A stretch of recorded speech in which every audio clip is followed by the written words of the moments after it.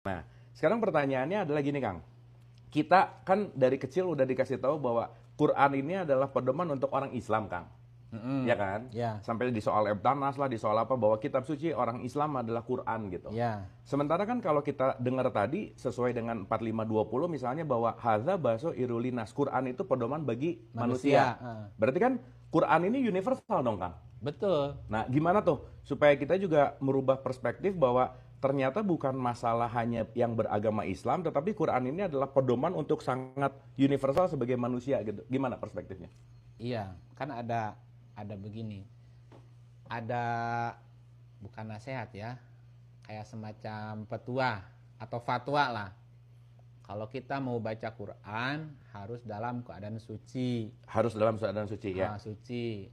Suci itu salah satunya dengan berwudu. Nah, kalau nggak punya wudu nggak boleh baca Quran karena tidak suci. Oke.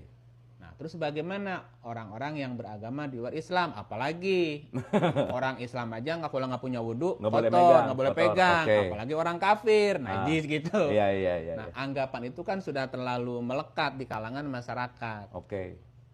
Nah, sehingga akan menjadi perjuangan yang besar untuk bisa mempromosikan tanda petik Quran ini pedoman manusia, siapapun boleh belajar Quran. Oke. Siapapun harus ngerti Quran dalam konsep tadi ya. Mm-mm. Bukan hanya Quran dalam arti buku yang disimpan kitab suci umat Islam, bukan hanya itu, tapi Oke. Quran dalam arti luas. Oke. Yang tadi ada Quran Majid, ada Quran Karim, ada Quran Mubin, ada Quran Hakim, Hakim, dan oke. menjadi azim, berkesinambungan artinya. Itu kan berbicara tentang mindset, pola pikir, paradigma bahwa hidup kita harus mengikuti sunatullah, aturannya Tuhan gitu. Nah, sunatullah itu kan bukan berarti terkotak Islam kan? Enggak, Sunatullah itu berarti yang dari Lauhil Mahfuz dong. Dari sononya lauh mahfuznya. Nice. Oke, terus? Iya. Nah, orang tidak gini, satu lagi. Kenapa judulnya ini manusia Qurani? Ada anggapan kalau kita ngikutin Quran jadi ingkar sunnah. Kalau ngikutin Quran, Jadi ingkar sunnah. ingkar sunnah. Nah, ini yang aneh nih. Oke. Ini pemikiran yang rancu sebetulnya. Ah, Kenapa ketika kita mau ngikutin sunnah Nabi, ah, ah. pertanyaannya Nabi ngikutin apa? Quran. Ya Quran lah. Oke. Jadi sunnah Nabi yang paling soheh, Quran. ya Quran. Oke. Tapi kan di masyarakat dibentrokin nih. Ada Quran, ada hadis Ada misalnya. hadis dipisahin. Jangan sembarangan nih baca Quran. Jangan sembarangan nih menafsirkan Quran. Kalau nggak pakai bla. Ya udah, ini dibentrokin namanya. Oke. Tapi dulu juga gitu kan? Oh iya. Dulu juga Iya. kan gitu ya. Iya. Nanti pengen tahu ceritanya. Kang Iip transisi dari yang agak-agak gimana sekarang sampai agak-agak gimana tuh menarik. Oke Kang, nah by the way untuk informasi teman-teman, saya berguru sama Kang Iip udah lebih dari 15 tahun ya Kang. Iya, Bener nggak? ada. 15 tahun gitu, dan saya berterima kasih sama Kang Iip karena sababiah Kang Iip, salah satunya waktu itu kita belajar sama Kang Ipai gitu kan. Terus saya belajar sama Kang Iip, jadi saya sedikit tahu tentang ayat bil ayat yang ternyata Quran tuh luas banget gitu. Nah, jadi di perspektif tadi bahwa Quran itu didesain untuk manusia gitu. Nah, sekarang gini Kang Iip, kalau Quran didesain untuk manusia, berarti Quran ini adalah grand design hidup gitu. Betul. Nah, Iya. terus cara paling efektif, efisien kita sebagai manusia untuk bisa mempelajari Quran, untuk bisa ngerti isi Quran tuh gimana sih Kang? Iya. Yang pertama mesti jadi orang baik dulu.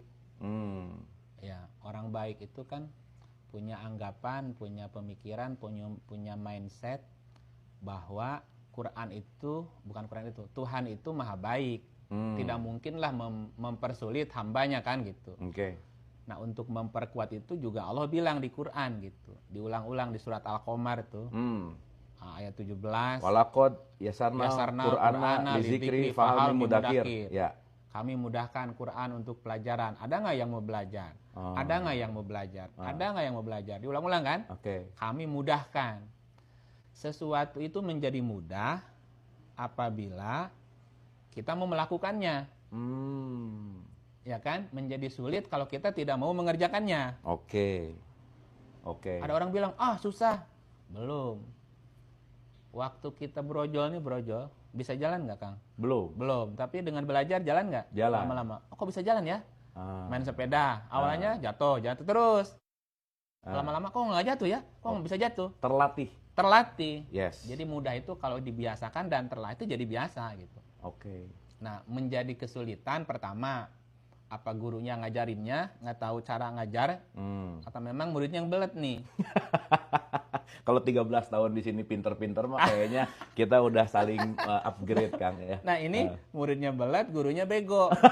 Ketemu, ya udah, liar tan, mau gitu kumaha tuh. Iya. Padahal sebetulnya nggak ada murid yang bodoh kan? Ah, Nggak ada murid yang bodoh, itu prinsipnya.